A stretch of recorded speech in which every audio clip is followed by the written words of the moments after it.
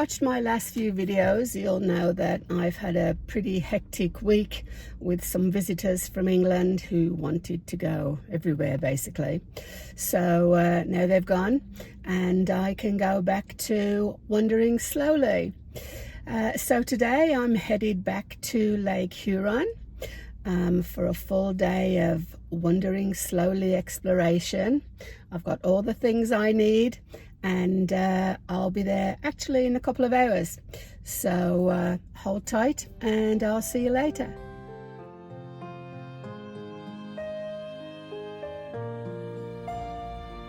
So I've made it to Southampton, and this is quite the welcome. I've barely got out of the car and already there's a lighthouse, a harbour, and one rather rusty old fishing boat that looks as though she might have a story to tell. So let's go have a wander.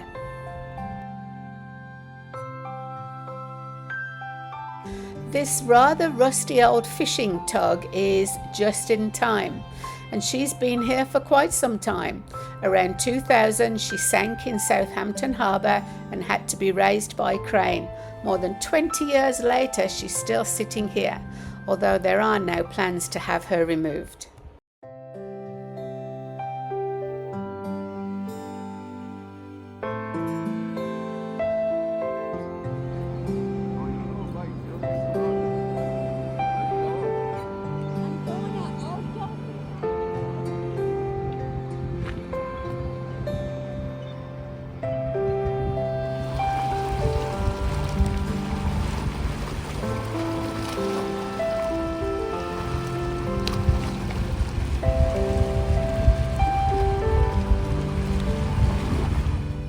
And then there was this rather strange looking contraption. Before weather forecasts arrived on your phone, baskets and lanterns were raised here to warn sailors of approaching storms. Even these two enormous cannons have a history here. Once displayed at Southampton's Town Hall, they eventually found their way to Pioneer Park, although exactly where they originally came from remains something of a mystery.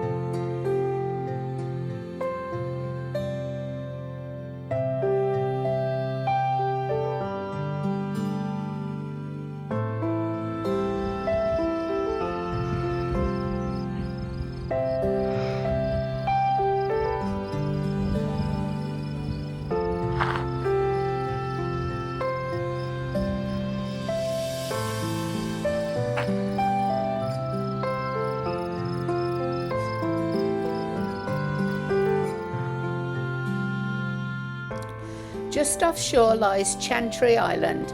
It looks peaceful enough from here, but these waters could be treacherous, and by the mid-1800s, increasing traffic on Lake Huron made a lighthouse essential.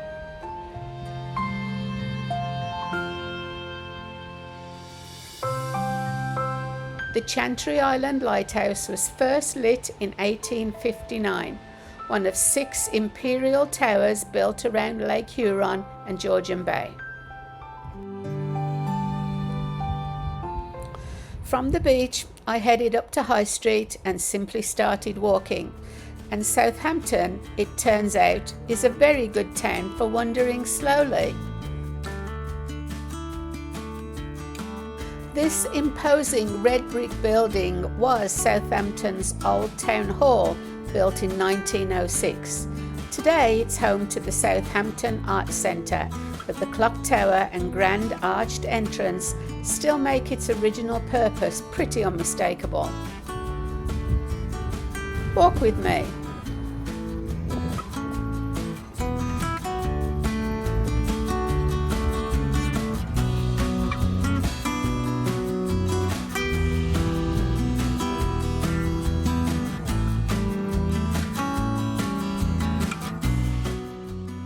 Although not everything that caught my eye was historic.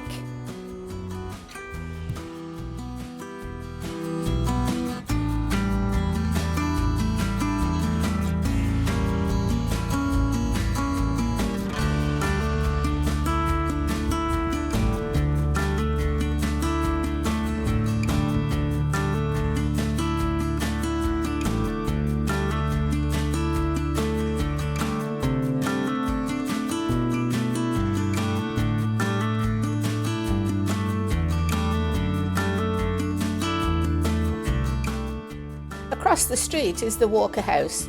There's been a hotel on this site since the 1850s, and in 1915 it became the Walker House, a Southampton landmark for more than a century.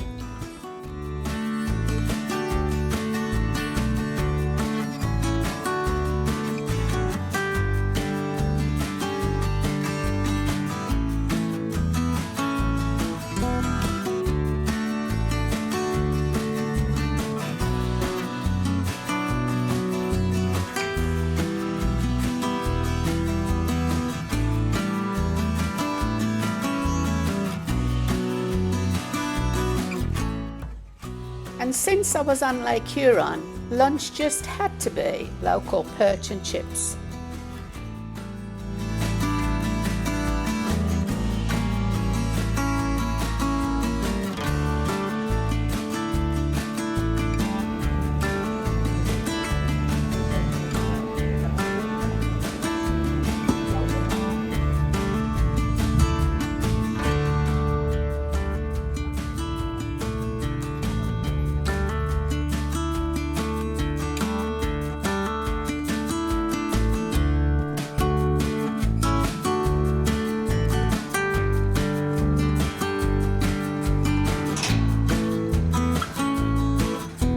This beautiful old house was built in the 1890s for Captain Dan Macaulay, a local mariner, and apparently it was once the scene of some rather lively Sons of Scotland dinners and parties, complete with Highland dancing. And as I got closer to the lake, the houses seemed to get grander too. Apparently, prosperity came with a rather nice perk in Southampton, a shorter walk to the beach.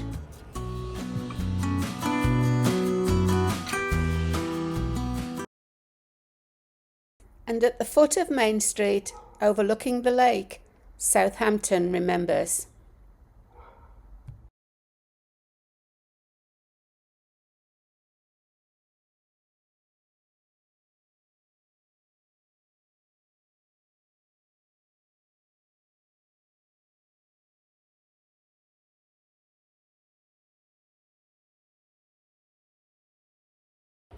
This magnificent building was built in 1878 and was Southampton's public school, and today it forms part of the Bruce County Museum. This house is known as the Three Sisters, and it has a rather unexpected secret. In 1990, the owners were digging in the back garden when they uncovered the gravestone of 19-year-old Mary Cathy, who died in 1856. They stopped digging and reburied the stone. This little cottage was home to Angelique Long, better known as Aunt Annie. Born here in 1844, she was Metis, spoke 4 languages, and became well known as a midwife and for all her knowledge of medicinal plants. The cottage began as a log cabin and is believed to be Southampton's oldest surviving building. And then I came to the home of Captain John Spence, one of Southampton's first permanent European settlers. Born in the Orkney Islands, he arrived here in 1848, initially hoping to make his fortune fishing on Lake Huron. Fishing didn't quite work out, but Spence became a successful sailor and coastal trader, and in 1876, during a terrible storm, he rescued 15 shipwrecked sailors, an act of bravery recognised by US President Ulysses S. Grant with a gold watch. Captain Spence built this house around 1850 and lived here until his death in 1904.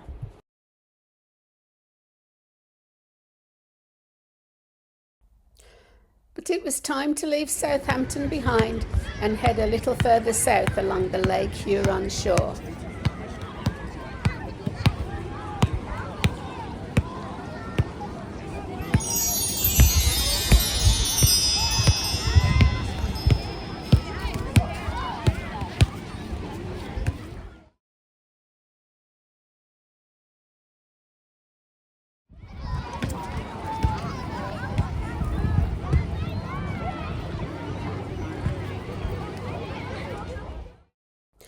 And just a little further along the shore, Port Elgin changed completely. The noise of the beach disappeared, replaced by the quiet serenity of the harbour.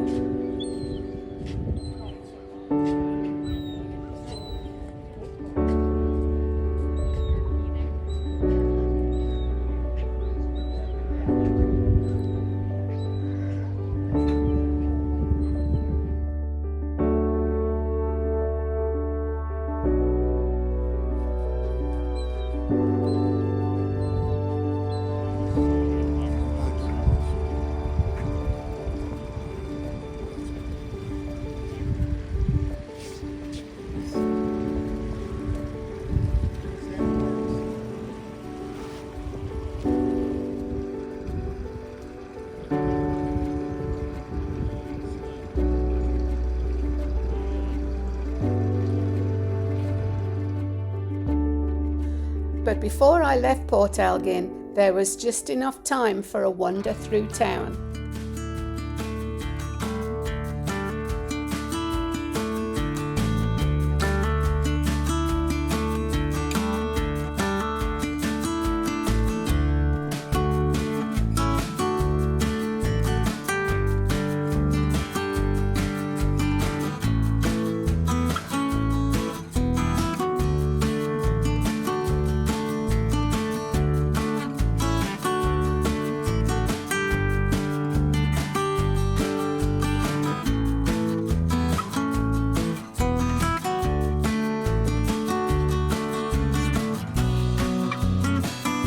Of course, I managed to find another Carnegie Library.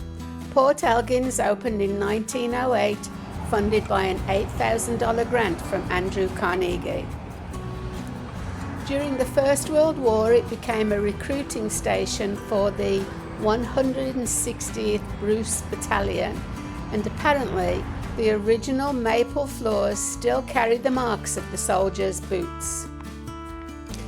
So after 2 towns, 2 beaches and 1 very full day, I found myself thinking back to where it began.